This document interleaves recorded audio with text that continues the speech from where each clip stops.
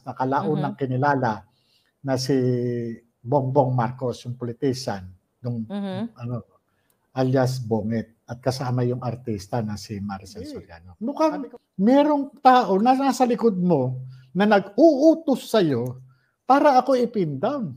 Yun na nga yung kausap ko na nagsasabi, i-deny na lang natin para hindi na magkagulo. Kung ako, sabi nga niya, i-deny ko na yan. I-deny ko yan. Ito nga mga kababayan, bago natin ituloy ang video na ito, kung bago ka lang sa aking YouTube channel baka pwede makahingi ng like at subscribe at click mo na rin ang notification bell para updated ka sa aking nilalabas na bagong video. Salamat po. Itong nangyayari sa akin na na pressure galing sa sa PIDEA, lalo ngayon mukhang mukhang talagang may kaugnayan itong si si dating Executive Secretary Paquito Ochoa. Kasi wala naman akong ibang na tatandaan na po pwedeng ikagalit nila sa akin kundi itong trabaho lang na ito yung pagkakakuha ko ng statement doon sa confidential informant na nag-identify doon sa taong nasa litratong gumagamit ng illegal drugs, ng white powdery substance na kalaunang kinilala na si Bongbong Marcos, yung politician, nung alias Bongit, at kasama yung artista na si Maricel Soriano. Sabi ko nga, hindi sa akin galing itong information na to, kundi sa kanila. Ngayon, sa connection, hindi ko alam na ito palang dating Executive Secretary ng Malacanang na si hindi ko alam na may kaugnayan siya doon kay Lisa Marcos na First Lady ngayon. Hindi ko alam. Wala akong idea diyan.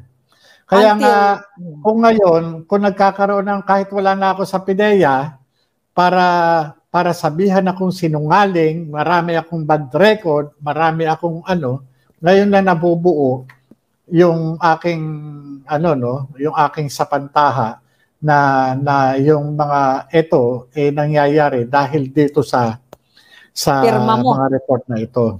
O sa pagkakaimbestiga ko doon sa confidential informant. Yes. Yun po yun. So nung 2012, wala akong dahilan talagang wala akong dahilan talagang bakit sila nanggigigil Wala, biro mo ikaw, alagad ka ng batas, PIDEA chief ka, magagalit ka sa akin. Ikaw ba yung sinasabi dito ng confidential informant na sumisingot ng cocaine? Hindi naman ikaw ba? Bakit sasabihin mo sa akin sinungaling ako? Ikaw ba ang ikaw ba yung tinuro dito sa investigasyon? Hindi naman. Ang trabaho mo, mag-conduct ng investigasyon. Di ba? Mag-file ng demanda kung kinakailangan. Kung makakalap na ng ebidensya. Pero, para mo ko, hindi. Mukhang merong tao na nasa likod mo na nag-uutos sa'yo para ako i-pin down. Definitely. Hindi mo trabaho na siraan ako, Director General Lasso. Di ba? Tama. Kasi mistulang naging tagapagtanggol ka ng ng amo mo, hindi yung tagapagtanggol ng bayan Mali yan. Alagad ka ng batas.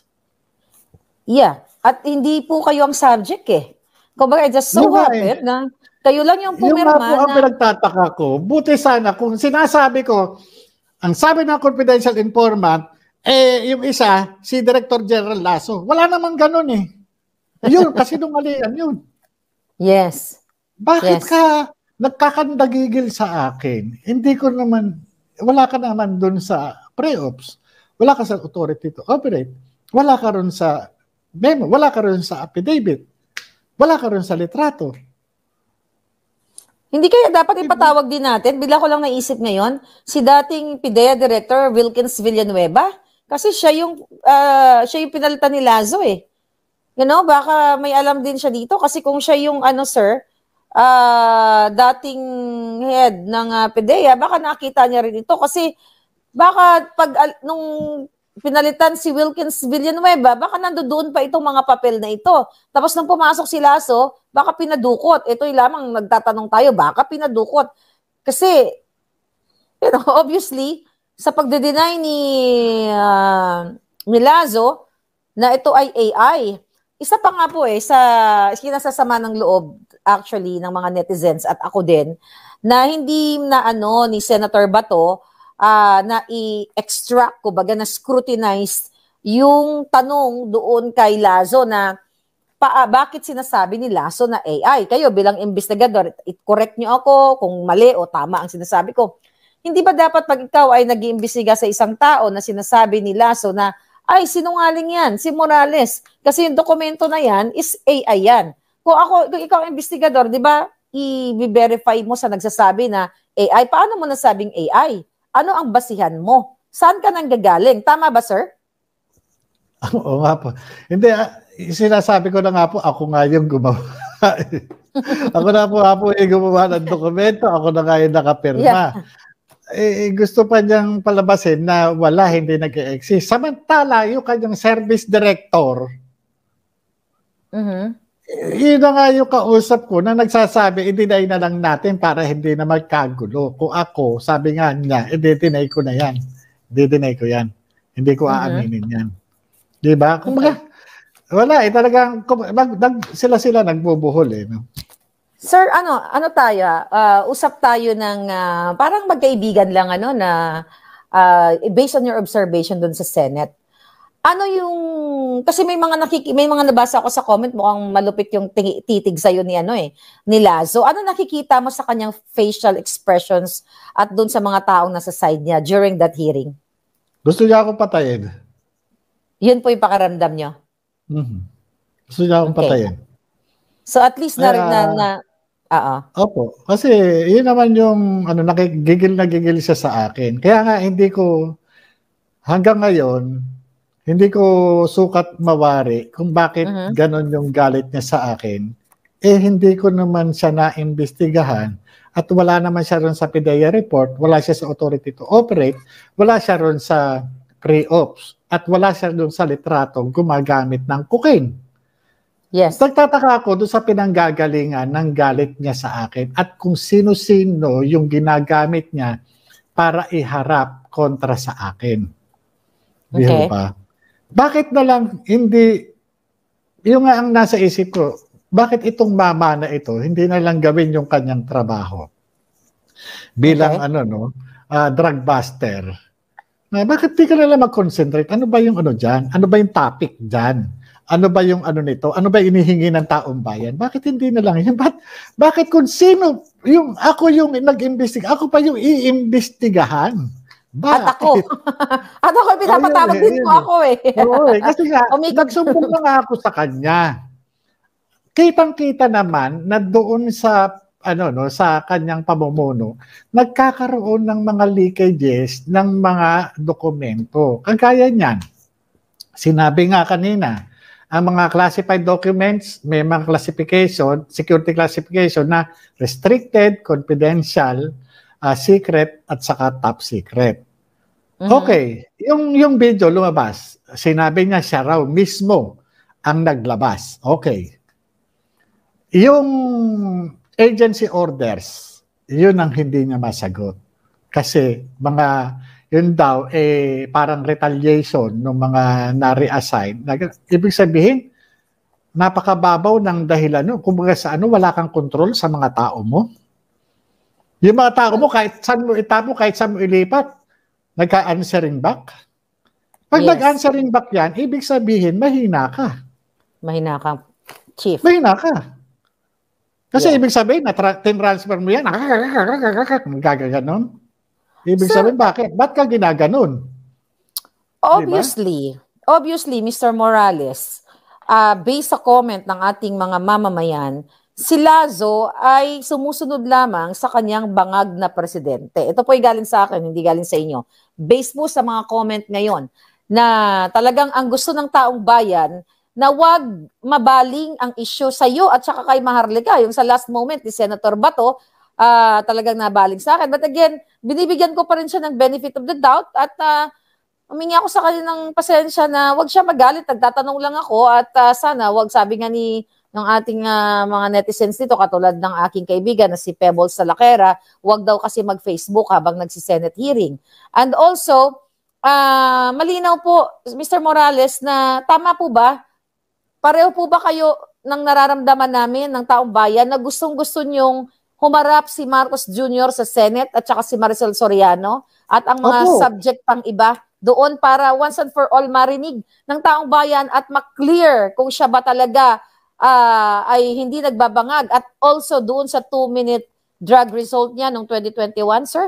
Opo, dapat talaga magkaroon ng magkaroon ng patawag sa kanya.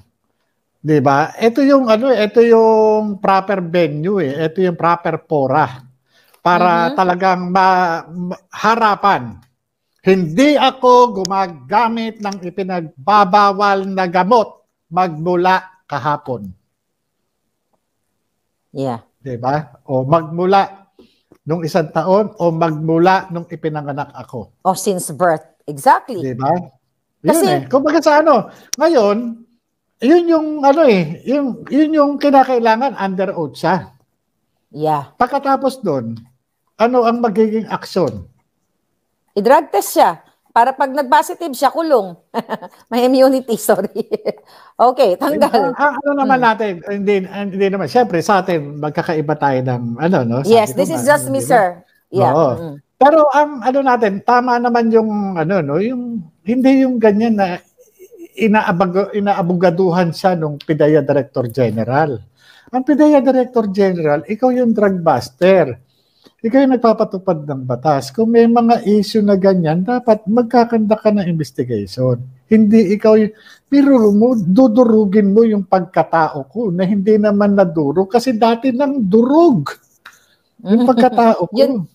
Totoo yun. Yun yung mahirap Yung dati ng durog, hindi mo na madudurog. Dati ng pira-piraso, yung pagkatao ko, yung tinanggalan lang ako ng trabaho dahil nagsabi ako ng katotohanan, tinanggap ko po yun dahil sa prinsipyo. Sa prinsipyo. Ngayon, itong mga dokumento na ito dapat yung binibigyan niya ng pansin. Yun nga po yung sinasabi ko. Kagaya niyan, may hearing uli sa May 7. Opo.